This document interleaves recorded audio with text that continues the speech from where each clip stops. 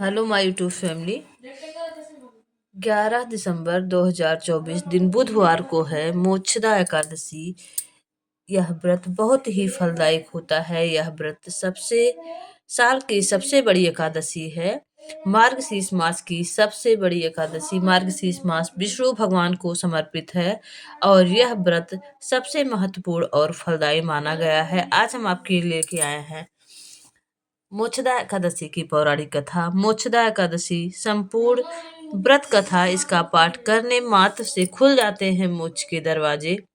मोक्षदा एकादशी के दिन भगवान विष्णु की विधिवत पूजा करने के साथ साथ इस व्रत कथा का पाठ अवश्य करना चाहिए। इससे मोक्ष की प्राप्ति होती है। मार्गशीर्ष मास की एकादशी को मोक्षदा एकादशी का व्रत रखा जाता है। इस दिन भगवान की विधि विधान से पूजा करने के साथ व्रत रखने से शुभ फलों की प्राप्ति होती है। नारद पुराण के अनुसार भगवान विष्णु को ये व्रत अति प्रिय है। इस दिन भगवान विष्णु की विधिवत पूजा करने से व्रत रखने से मोक्ष की प्राप्ति होती है। इसके साथ ही व्यक्ति को सभी तरह के पापों से भी मुक्ति मिल जाती है।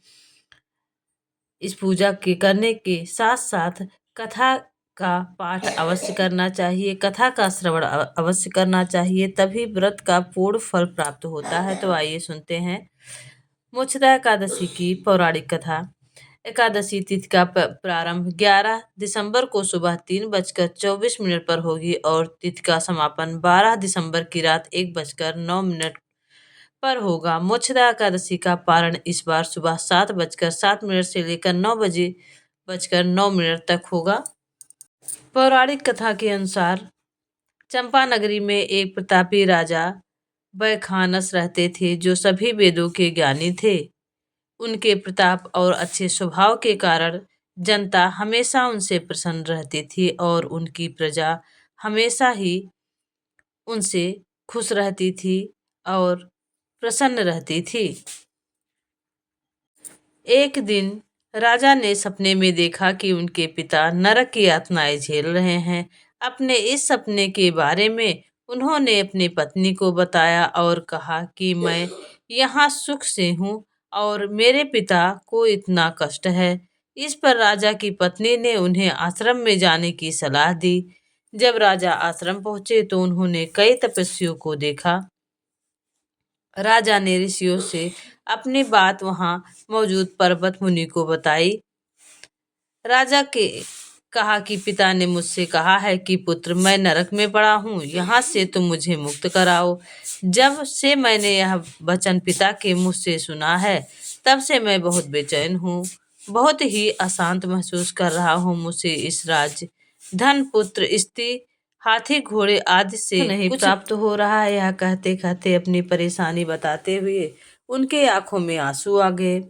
आगे राजा ने कहा, हे ब्राह्मण देवताओं, इस स्वप्न के कारण इतना कष्ट पहुंच रहा है कि मेरा सारा शरीर जल रहा है।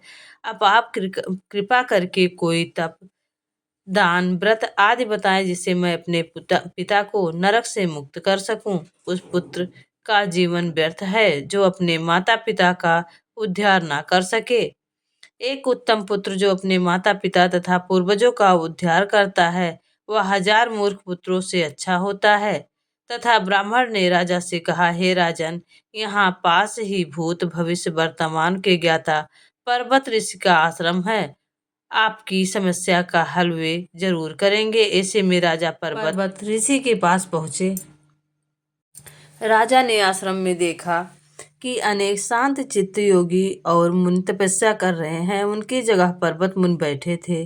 राजा ने मुनि को देखते ही उन्हें दंडवत प्रणाम किया। मुनि ने राजा को आशीर्वाद देते हुए उनकी कुशलता पूछी। राजा ने कहा कि महाराज, आपकी प्रजा से मेरे राज्य में सब कुशल है, मेरी जनता सुखी है और मुझे और कोई कष्ट नहीं है। एक बहुत ही बड़ा कष्ट है जिसका निवारण करने में मैं आपके पास आया हूँ। अकस्मात मेरे चित्त में अत्यंत अशांति होने लगी है। ऐसा सुनकर पर्वत मुनि ने आंखें बंद की और भूत विचारने लगे। इसके बाद पर्वत मुनि ने सारा सच जाना और कहा कि तुम एक पुण्य आत्मा हो जो अपने पिता के लिए इतने परेशान हो। लेकिन इसकी बिल्कुल भी जरूरत नहीं है, क्योंकि तुम्हारे पिता अपने कर्मों का फल भोग रहे हैं। तुम्हारे पिता ने तुम्हारी माता को बहुत यातनाएं दी हैं, इसी के कारण उन्हें नरक भोगना पड़ रहा है। राजा मुनि ने इस परेशानी का हल पूछा तो मुनि ने कहा कि तुम्हें मोक्षदा एकादशी का व्रत का पालन करना चाहिए और इसे पिता को फल समर्पित करना चाहिए।